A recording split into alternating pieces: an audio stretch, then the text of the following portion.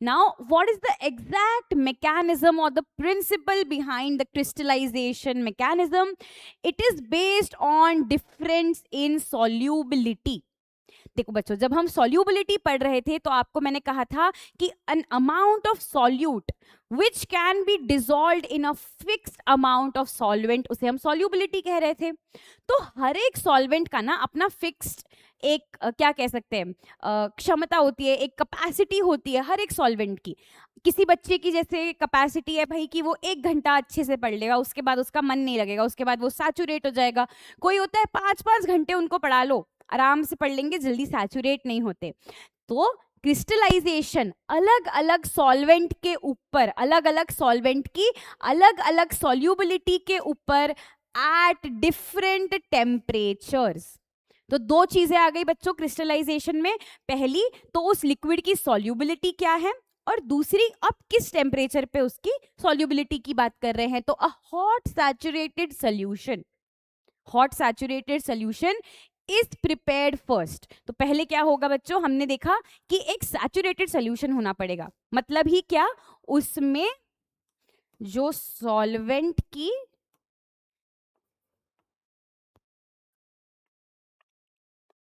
Salute capacity है, उस salute capacity से ज्यादा सल्यूट अगर आपने वो सॉल्वेंट में डाल दिया तो वो कैसा सॉल्यूशन बनाएगा, सैचुरेटेड सोल्यूशन बनाएगा.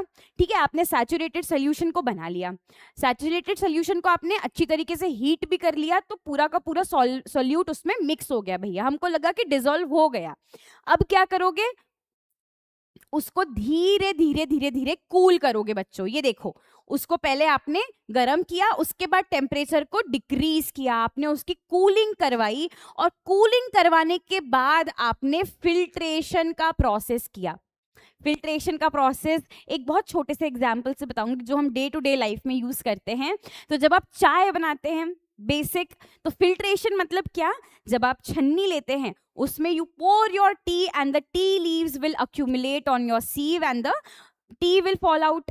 मतलब यहाँ हम क्या कर रहे हैं, द बिग पार्टिकल्स है ना, the big particles which are not mixed with the liquid, you are separating it out by the process of filtration.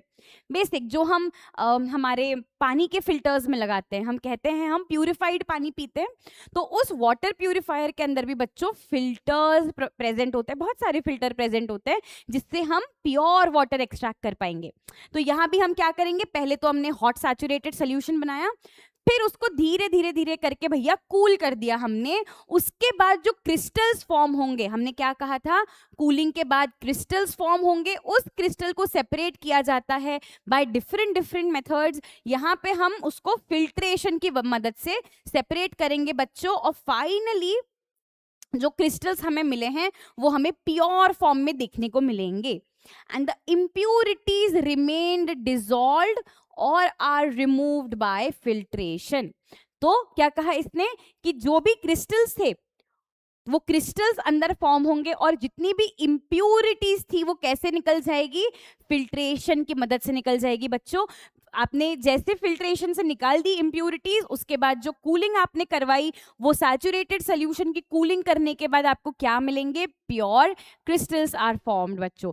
And these crystals are only formed when the solution is saturated. hot saturated solution, आपने उसमें से जितनी impurities थी उसे filter के बदौलत निकाल दी, उसके बाद आपने कूलिंग करवाई, और सैचुरेटेड सोल्यूशन को कूल करने के बाद बच्चों हमें मिलते हैं क्रिस्टल्स. चलिए, सो अब हमने देख लिया कि हमें कैसे कूलिंग करके we can separate out the crystals from a solution, and the solution has to be a saturated solution बच्चों. So now we will see the difference between evaporation and crystallization. अब आप कहेंगे कि हम जब इवेपोरेशन करते हैं, जैसे मैंने कहा एक पैन में आपने सॉल्ट वाटर डाला और उसका आपने टेम्परेचर बढ़ाया तो वो इवेपोरेट हो गया. तो दो अलग अलग टेक्निक्स है बच्चों, दो अलग अलग फिनोमिनन्स है. पहला फिनोमिनन है इवेपोरेशन, दूसरा है क्रिस्टलाइजेशन.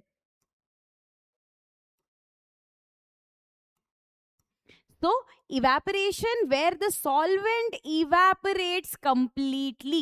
So अगर मैं कहूँ salt water की बात की जाए तो वहां पर solvent कौन हुआ बच्चों, हमारा water हुआ, and this water will evaporate completely and may leave impure solid behind, है ना. तो impurities भी वही होती है बच्चों, लेकिन crystallization में हमने क्या देखा, it is used to purify. लेकिन यहाँ पर क्या होगा बच्चों, इवेपोरेशन में जो इम्प्योरिटीज है, even if it's a pure solvent, उसके साथ साथ कुछ इम्प्योरिटीज भी वहां रह जाएगी, and it is used to obtain solute. लेकिन सॉल्यूट हमेशा प्योर स्टेट में नहीं होगा बच्चों, उसके साथ जो जो इम्प्योरिटीज होगी वो इम्प्योरिटीज भी वहीं की वहीं रह जाएगी. सो देखो, एक पैन में उन्होंने सॉल्ट वाटर लिया या सलाइन वाटर लिया जो हम ओशन से लेते हैं, वो सलाइन वाटर को आपने हीट किया, उसकी हीट इंक्रीज करी, टेम्परेचर इंक्रीज किया, तो होगा वेपराइजेशन या इवेपोरेशन, और जो सॉल्वेंट होगा बच्चों जैसे कि है वाटर, वो वहां से एस्केप हो जाएगा. But on the contrary crystallization में क्या होगा, it is only formed from saturated solution. तो दिमाग में गांठ बांध लीजिए कि क्रिस्टलाइजेशन हमेशा सैचुरेटेड सोल्यूशन से होगा बच्चों, and it is used to purify solid. तो जो आपके क्रिस्टल्स बनेंगे बच्चों, they are pure solute particles. उनमें इम्प्योरिटीज हम पहले ही फिल्टर आउट करके निकाल देते हैं. Example copper sulphate crystals. तो आपके बुक में एक एक्टिविटी दी है बच्चों, उसमें आपको दिखाया है, जो आप शायद लैब में भी परफॉर्म करेंगे, कि how do you obtain blue coloured copper sulphate crystals from a solution of copper sulphate. तो पहली स्टेप होती है बच्चों गर्म करने की, फिर आप उसमें से फिल्टर करके इम्प्योरिटीज हटा देंगे, जो आपके पास प्योर सॉल्यूशन बचेगा वो भी सैचुरेटेड ही है, उसको आप कूल डाउन करेंगे, और जो एक्सेस सॉल्यूट बच चुका है दैट विल फॉर्म क्रिस्टल्स. और ये कॉपर सल्फेट के क्रिस्टल्स तो बच्चों ब्लू कलर के होंगे. सो इस तरीके से हम क्रिस्टलाइजेशन और इवेपोरेशन के बीच में डिफरेंस समझ चुके हैं. नाउ वी विल सी कि how salt from sea water is separated. हम सेपरेशन टेक्निक्स की तरफ बढ़ते जा रहे हैं बच्चों. कैसे हम एक सोल्यूशन से प्योर सॉल्वेंट या सॉल्वेंट को हटा सकते हैं.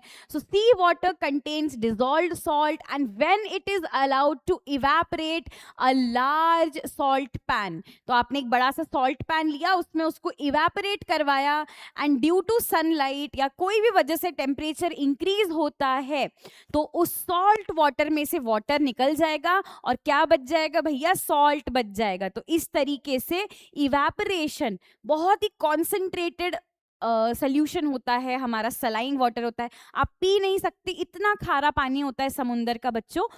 तो बहुत सारे पार्ट्स ऑफ इंडिया में ये जो सॉल्ट बनती है, टेबल सॉल्ट बनती है, वो सॉल्ट कैसे बनेगी, ये ओशन वाटर, ये जो ओशन वाटर होगा उसको इस तरीके से सॉल्ट पैन के अंदर उसको सनलाइट देंगे, बहुत अच्छी तरीके से उसको सनलाइट देंगे, धीरे धीरे क्या होगा बच्चों, इवेपोरेशन की टेक्निक होगी, और सॉल्ट के क्रिस्टल्स पीछे रह जाएंगे. लेकिन बच्चों इवेपोरेशन में एक कैच है कि प्योर सॉल्ट आपको यहाँ नहीं मिलेगी, थोड़ी सी इम्प्योर सॉल्ट मिलेगी, क्योंकि आप क्रिस्टलाइजेशन नहीं करवा रहे, आप इवेपोरेशन करवा रहे हैं. तो ये जो इम्प्योर सॉल्ट है उसकी पहले इम्प्योरिटीज रिमूव करी जाएगी बच्चों, और फिर जो रॉ सॉल्ट बनता है उसको प्रोसेसिंग के लिए हम फैक्ट्रीज में भेजते हैं. उसकी पैकेजिंग होगी, प्रोसेसिंग होगी, उसकी प्योरिटी चेक होगी बच्चों, और ऐसे from ocean water on your plate salt इतनी जगहों से ट्रैवल करके निकलती है. रॉ सॉल्ट जो होती है उसे रिफाइन किया जाता है, पैकेट्स में बांधा जाता है, स्टोर किया जाता है, एंड फाइनली सॉल्ट क्रिस्टल्स आपको टेबल पे आके मिलते हैं. तो सी वाटर इट इज सैचुरेटेड, ठीक है, बहुत ज्यादा सॉल्ट होती है उसमें, इतना खारा पानी होता है, एंड वो सोल्यूशन कैसा होगा, वो आपको सोल्यूशन सॉल्ट के क्रिस्टल्स बनाकर देगा. बट ड्यू टू इवेपोरेशन, यहाँ हम क्रिस्टलाइजेशन नहीं कर रहे, इवेपोरेशन कर रहे हैं, इसीलिए the salt obtained will not be completely pure, थोड़ी इम्प्योरिटीज उसमें रहेगी बच्चों. राइट फिर एक कॉन्सेप्ट आता है जिसे कहा जाता है डिस्टिलेशन. तो दो तरीके के पानी हो सकते हैं बच्चों। एक तो जो टैप वाटर आपके पास आता है उसमें बहुत सारे कुछ हार्ड वाटर होते हैं कुछ कुछ सिटीज के। तो जो सिटी से मैं आती हूँ मुझे ऐसा लगता है हमारे नलों में ना थोड़ा हार्ड वाटर आता है, जिसकी वजह से बाल भी झड़ जाते हैं। हम कहते हैं ना हार्ड वाटर आता है हमारे यहाँ। तो आजकल मार्केट में बहुत सारे वाटर सॉफ्टनर्स मिलते हैं। तो एक तरीके का पानी हो गया आपका हार्ड वाटर, जिसके अंदर मिनरल्स, आयंस, पता नहीं क्या क्या मिक्स्ड होता है। और दूसरा होता है डिस्टिल्ड वाटर बच्चों, जो आप लैब वगैरह में यूज करेंगे तो उसमें बहुत कम आयंस होते हैं, इम्प्यूरिटीज बिल्कुल नहीं के बराबर होगी। So distillation is a process of separation miscible liquids. तो डिस्टिलेशन क्या है? It is the separation of two miscible liquids with different boiling point। तो क्या किया इन्होंने? दो मिसिबल लिक्विड्स लिए। मिसिबल लिक्विड्स है मतलब क्या होंगे? अच्छी तरीके से मिक्स हो जाएंगे बच्चों। जैसे हम कह रहे थे परफ्यूम इंडस्ट्री में हम यूज करते हैं, तो या विनेगर इंडस्ट्री में हम यूज करते हैं। So the liquid with lower boiling point. ठीक है, अब फॉर एग्जाम्पल आपने यहाँ पर दो लिक्विड्स को लिया है साथ में।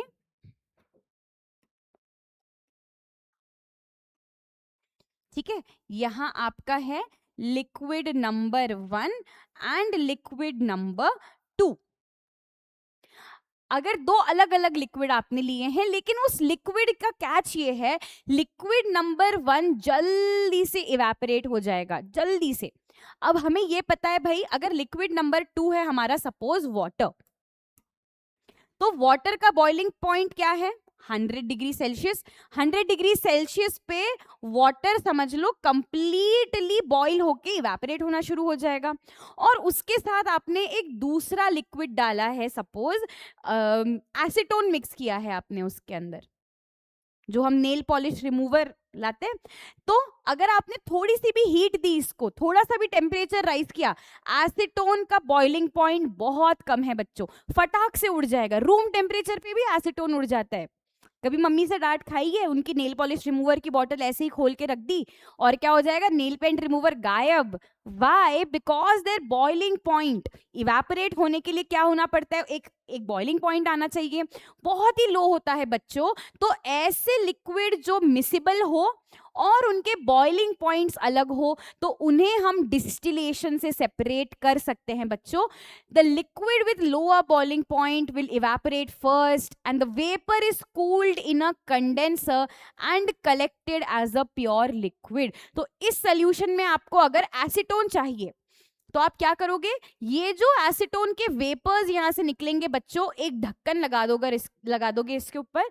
ये ढक्कन के ऊपर ये एसीटोन मॉलिक्यूल्स इस तरीके से जम जाएंगे कुछ समय बाद।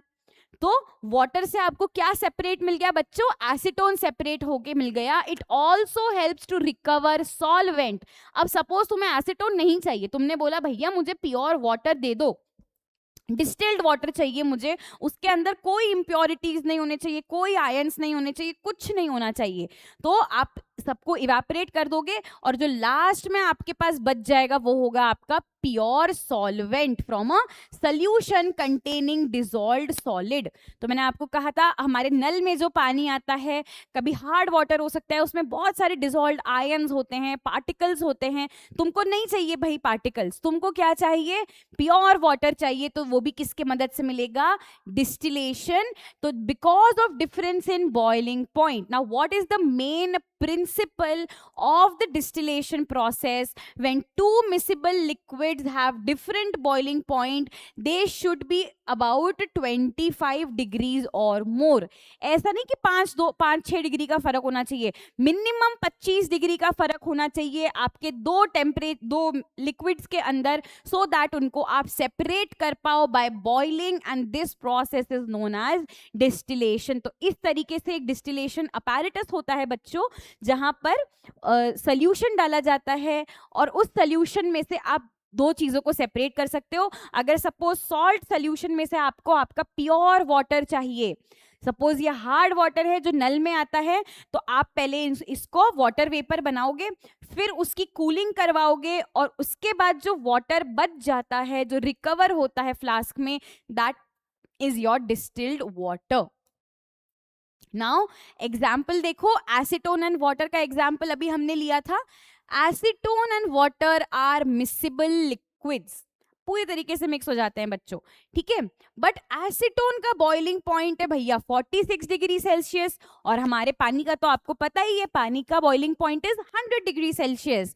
तो एक बीकर में जहां एसीटोन भी है, पानी भी है, आपने उसको थोड़ा सा उबाल दिया, थोड़ा सा टेम्परेचर बढ़ाया उसका, तो क्या होगा बच्चों, जब टेम्परेचर 56 डिग्री पे आएगा, तो पहले तो 0 डिग्री पे, या 0 बोल लो या रूम टेम्परेचर बोल लो, 23 डिग्री, 23 टू 25 डिग्री पे ये नॉर्मली मिक्स्ड होंगे, ठीक है।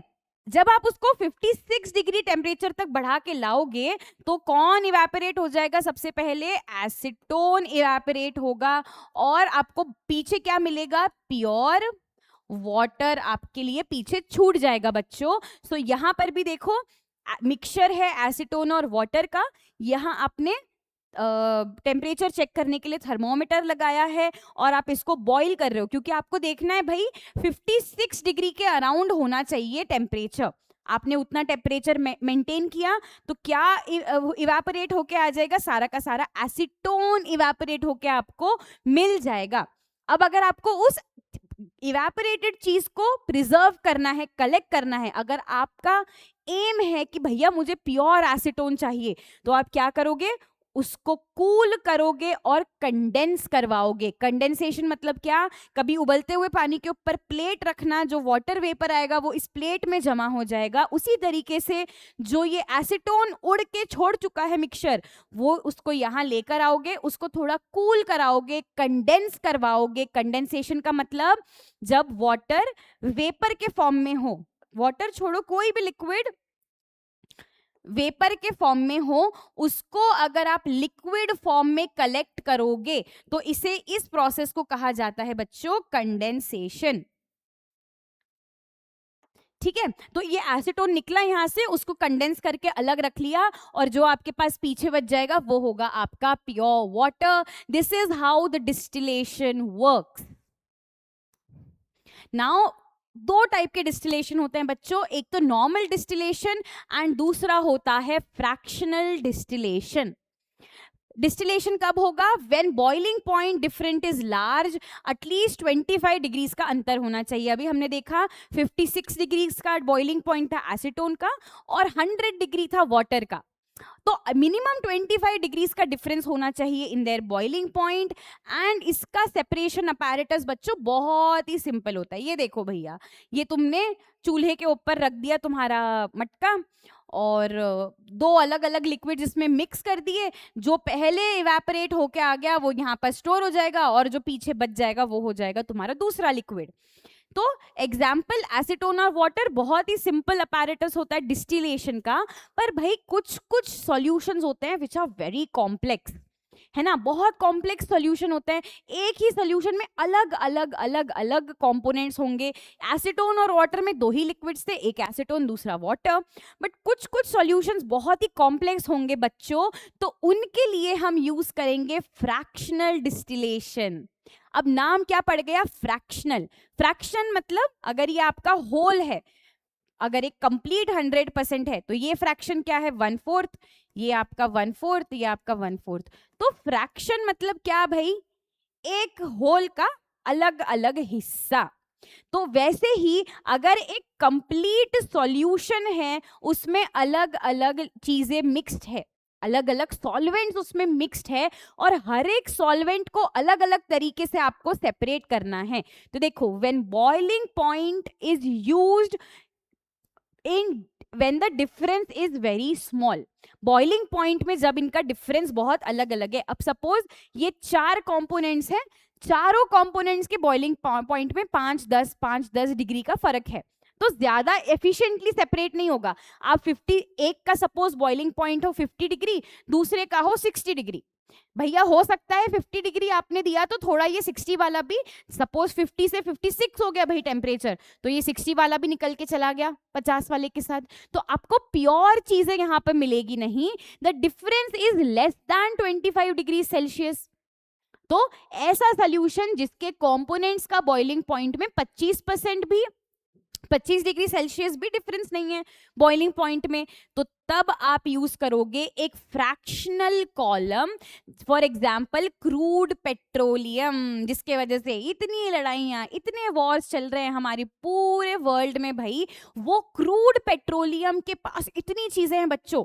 क्या क्या चीजें हैं देखो, ये जो हम एलपीजी यूज करते हैं, लिक्विड पेट्रोलियम गैस, वो आता है क्रूड पेट्रोलियम से, पेट्रोल आता है, केरोसिन आता है, डीजल आता है, ना जाने क्या क्या चीजें आती है। तो ऐसा मिक्सचर जैसे क्रूड पेट्रोलियम जिनके पास बहुत सारे कंपोनेंट्स है और उनका बॉइलिंग पॉइंट का डिफरेंस 25 डिग्री सेल्सियस से भी कम है, उनके लिए आप सेपरेशन टेक्निक क्या यूज करेंगे बच्चों? Fractional distillation. और ये बहुत कॉम्प्लेक्स है, एसीटोन वाटर को सेपरेट करने जितना इजी नहीं है, बहुत डिफिकल्ट प्रोसेस होता है ये। So last part of the part 1 series बच्चों is the separation technique number 2 which is paper chromatography। ठीक है, पहले हमने देखा कि क्रिस्टलाइजेशन होगा, क्रिस्टलाइजेशन भी एक सेपरेटिंग टेक्निक है। सेकंड हमने देखा डिस्टिलेशन, डिस्टिलेशन भी, और उसके साथ साथ हमने फ्रैक्शनल डिस्टिलेशन भी देखा बच्चों। नेक्स्ट हम देखेंगे separation technique called as paper chromatography. I hope आपको ये प्रैक्टिकल करने को मिले स्कूल में, बड़ा ही इंटरेस्टिंग प्रैक्टिकल है बच्चों। तो यहाँ पर भी क्या होगा, एक मिक्सचर होगा, एक सॉल्यूशन होगा, जिसमें से आपको अलग अलग कंपोनेंट्स को सेपरेट करना है। तो हमने डिस्टिलेशन में देखा कि भाई बॉइलिंग पॉइंट्स में अंतर होना चाहिए, हमने क्रिस्टलाइजेशन में देखा कि क्रिस्टल्स बन जाते हैं, जो एक्स्ट्रा चीज बच जाती है। क्रोमैटोग्राफी में क्या होगा, it separates the components of a mixture using a paper and solvent. तो सपोज एक मिक्सचर है, यहाँ पर एक मिक्सचर है, वो मिक्सचर के जितने भी कंपोनेंट्स है वो अलग अलग सॉल्युबिलिटी शो करते हैं बच्चों। अब फॉर एग्जांपल देख लो, सॉल्युबिलिटी मतलब क्या, एक सॉल्वेंट के अंदर मिक्स होने की टेंडेंसी। तो जितने इजीली पानी के अंदर, एक एग्जाम्पल से समझाती हूँ, पानी के अंदर जितना इजीली सॉल्ट मिक्स हो जाता है, क्या उतना ही इजीली शुगर भी मिक्स होता होगा? क्या उतना ही इजीली बाकी भी चॉक भी मिक्स होता होगा? तो आंसर इज नो। चॉक उतने अच्छे से मिक्स नहीं होता, पर सॉल्ट बहुत अच्छे से मिक्स हो जाता है। मिल्क उतने अच्छे से मिक्स नहीं होता, पर भैया हम देख चुके सॉल्ट बहुत अच्छे से मिक्स होता है। तो depending on the solubility of a particular component or of a particular particle inside a solvent, उस solubility के बेसिस पे हम उसको डिफरेंशिएट करेंगे, सेपरेट करेंगे। तो देखो बच्चों यहाँ क्या होगा, पहले हम प्रिंसिपल समझेंगे। The solvent rises through the paper. ध्यान दो बच्चों, क्या किया आपने, एक पेपर लिया, उस पेपर को बीकर के अंदर डिप कर दिया, यहाँ पेपर के बीचों बीच तुमने क्या रखा है, यहाँ बनाकर दिखाती हूँ आपको, ये आपका पेपर है, उस पेपर के बीचों बीच आपने आपका मिक्सचर का एक जो भी ड्रॉप डाला हो, आपने स्पॉट डाला हो, मिक्सचर हो सकता है आपका समझ लीजिए एक आपने प्लांट लिया है, प्लांट की आपने लीफ ली है, उस लीफ के अंदर बच्चों बहुत सारे पिगमेंट्स होंगे। कौन कौन से पिगमेंट्स पता है हमको? क्लोरोफिल पता है, जो लीव्स को ग्रीन कलर देता है। उसके बाद हमें ज़ैंथोफिल, कैरोटीन, बहुत सारे पिगमेंट्स होते हैं बच्चों। कैरोटीन पिगमेंट है जो ऑरेंज कलर देता है कैरेट्स को, ज़ैंथोफिल भी ब्राउन एंड येलो कलर देता है हमारे लीव्स और फ्लावर्स को। तो ये सारे पिगमेंट्स तुमने प्लांट से लिए और इनको मिक्स करके यहाँ पर रख दिया, और नीचे तुमने एक सॉल्वेंट रखा।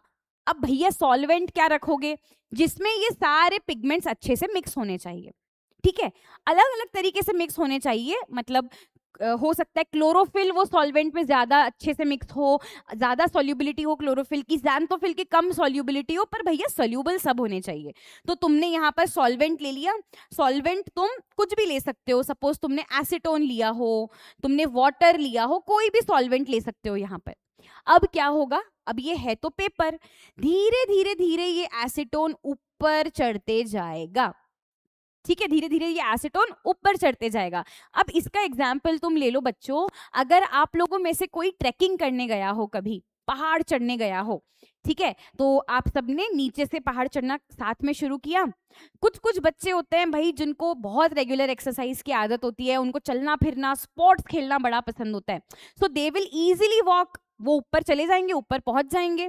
और कुछ होते हैं जो भाई आराम से चलते हैं, बीच में खाने का ब्रेक लेंगे, पानी का ब्रेक लेंगे, बैठ के नज़ारे देखेंगे, उनको धीरे चलना पसंद है भाई, थक भी जाएंगे तो बैठ जाएंगे। तो यहाँ क्या हो रहा है, सब अपनी अपनी स्पीड से पहुंच रहे हैं, तो जो बंदा पहले निकल गया वो बंदा ऊपर सबसे पहले पहुंचेगा, जो बंदा नीचे रह गया, जो बीच में धीरे धीरे आ रहा है, कुछ बीच में रहेंगे, कुछ ऐसे होंगे जो कहेंगे भाई हम नहीं आना, हमको बिल्कुल भी नहीं चढ़ना, हम नीचे ही बैठ के तुम्हारा वेट करेंगे, तुम जाओ घूम कर आ जाओ, हमें नहीं इंटरेस्ट। तो इस तरीके से आपने बच्चों को कैसे सेपरेट कर लिया, जो फिट बच्चे हैं वो ऊपर चले गए, जो बेचारे अभी भी फिटनेस पे वर्क कर रहे हैं धीरे धीरे हैं वो कहीं बीच में हैं, और जो ऐसे हैं कि भाई हमें कोई फर्क नहीं पड़ता, हमें चढ़ना ही नहीं कोई पहाड़, वो नीचे रह जाएंगे। तो यहाँ भी वही हो रहा है बच्चों, ये मिक्सचर में से जो सॉल्वेंट के साथ अच्छी तरीके से, एसीटोन के साथ जो 100% सॉल्यूबल है, वो फटाफट फटाफट ऊपर चला जाएगा। जो 50% सॉल्यूबल के साथ सॉल्वेंट के साथ सॉल्यूबल है, वो यहीं तक पहुंच पाएंगे, धीरे धीरे चलेंगे वो। तो द सॉल्वेंट क्या है अपना यहाँ पर, acetone rises through the paper and carries the components with it. कौन सा कंपोनेंट है, अभी हमने कहा पिगमेंट्स ले लिए भाई, हमने अलग अलग पिगमेंट्स ले लिए। तो जैसे जैसे एसीटोन ऊपर चढ़ेगा, अपने साथ किसको लेके चढ़ेगा, पिगमेंट को लेके चढ़ेगा। Different components have different speed, ठीक है, अलग अलग स्पीड से भागेंगे ये लोग ऊपर, और क्या होगा, सेपरेशन हो जाएगा इनका, फाइनली सेपरेशन हो जाएगा। तो यहां पर भी आप देखेंगे बच्चों, ये वाटर है, वाटर एज अ सॉल्वेंट लिया है, और यहाँ नीचे उन्होंने मिक्सचर लिया है। तो अलग अलग मिक्सचर का वाटर, थोड़ी थोड़ी देर बाद वाटर ऊपर चढ़ने लग जाएगा। वाटर के साथ अगर ये जो ऊपर वाला ब्लू कलर का कंपोनेंट है, वो ब्लू कलर का कंपोनेंट इस पानी के साथ अच्छे से मिक्स हुआ, इसीलिए जल्दी ऊपर चढ़ा गया। ये जो रेड कलर का डॉट है, ये जो रेड कलर का कंपाउंड है, वो वाटर के साथ 50% सॉल्युबिलिटी दिखा रहा है, तो वो ब्लू से थोड़ा धीरे चलेगा। और ये जो येलो वाला कंपोनेंट है बच्चों, उसको वाटर बिल्कुल नहीं पसंद, सबसे लीस्ट सॉल्यूबल है वो वाटर के साथ, तो वो यहाँ नीचे ही रह गया। तो पेपर क्रोमैटोग्राफी में सेपरेशन किसके बेसिस पे होगा बच्चों, on the basis of solubility of a compound with the solvent. वो सॉल्वेंट आपका एसीटोन हो, वाटर हो, कोई भी सॉल्वेंट हो सकता है बच्चों। तो इंक को सेपरेट करता है, डाई को सेपरेट करता है, या पिगमेंट्स को सेपरेट करता है, या प्लांट के कलर्स को भी सेपरेट कर सकता है। तो इतने सारे यूजेस देखे हमने इसके। चलिए नाउ प्रिंसिपल समझेंगे एक बार फिर। The components interact differently with the paper and the solvent. तो हमने देखा था कंपोनेंट अपना, यहाँ पे पिगमेंट का मिक्सचर था, सपोज यहाँ, और यहाँ था हमारा एसीटोन। सपोज एक पिगमेंट है ग्रीन वाला पिगमेंट, जिसे हम कहते हैं क्लोरोफिल, वो क्लोरोफिल चढ़ते चढ़ते यहाँ आ गया, तो हम क्या कहेंगे, भैया क्लोरोफिल ने लंबी दौड़ लगा ली। क्लोरोफिल और एसीटोन का बढ़िया वाला मिक्सचर है, बढ़िया वाला उनका सॉल्युबिलिटी है क्लोरोफिल की। उसके बाद यहाँ नीचे पहुंचा ऑरेंज कलर का कैरोटीन, हम कहेंगे चलो ठीक है, कैरोटीन पूरी तरीके से सॉल्युबल नहीं है जितना ऊपर वाला पिगमेंट है, पर मीडियम सॉल्युबिलिटी दिखा रहा है, और ये जो नीचे के नीचे रह गया उसकी सॉल्युबिलिटी और कम है। तो बच्चों यहाँ पर भी आप देखेंगे, ये जो कंपोनेंट नंबर 2 है वो कैसी मूवमेंट दिखा रहा है, फास्टर मूवमेंट दिखा रहा है, मतलब उसकी सॉल्युबिलिटी सॉल्वेंट के साथ बहुत अच्छी होगी। और ये जो कंपाउंड नंबर 1 है उसकी सॉल्वेंट के साथ ज्यादा नहीं बन रही, तो यहाँ तक चला, उसने बोला भैया बस हो गया, मैं यहीं तक चल पाऊंगा। समझ में आया? So this is the basic principle. Some components dissolve better in the solvent, so it will move upwards. Others stick more to the paper. उसको पेपर ज्यादा प्यारा है, उसको सॉल्वेंट के साथ ऊपर नहीं जाना, वो नीचे पेपर के साथ ही स्टिक होके रह जाएगा। तो दिस विल मूव स्लोअर।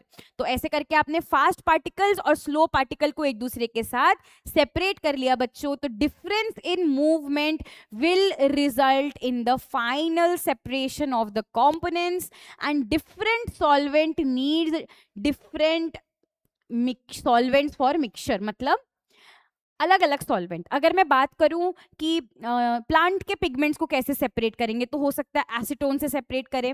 अगर मैं कहूं कि फूड कलरिंग देखनी है, अब आपने सुना होगा बच्चों, बहुत सारे रेस्टोरेंट्स वगैरह में चेकिंग होती है कि कितनी इम्प्यूरिटीज है इनके खाने में, कितना सारा फूड कलरिंग एडेड है इनके खाने में। तो कुछ कुछ फूड कलर्स है जो बैंड है इंडिया में, पर फिर भी बहुत सारी होटल इंडस्ट्री उस फूड कलर को यूज करती है, क्योंकि हमें तो कलरफुल खाना अच्छा लगता है, ऐसे रेड कलर का चाइनीज दिखना चाहिए हमें। सो व्हाट हैपेंस, जब आपको चेक करना है कि आपके खाने में कितने अलग अलग तरीके के फूड कलरिंग मिक्स्ड है, तो आप क्या करोगे, वो खाने का मिक्सचर बनाओगे, फूड पार्टिकल का मिक्सचर बनाओगे, उसको आप वाटर में भी यूज कर सकते हो। अगर वो जो पार्टिकल्स है फूड कलर के वो वाटर के साथ ज्यादा सॉल्यूबल है, तो आप वाटर यूज करके सेपरेट कर सकते हैं। तो अलग अलग कंपोनेंट्स के लिए बच्चों different types of solvents can be used. This can be water, acetone, an number of solvents are present. तो इंडस्ट्री में भी इसका बहुत यूज होता है। Different industries have different usage of this chromatography.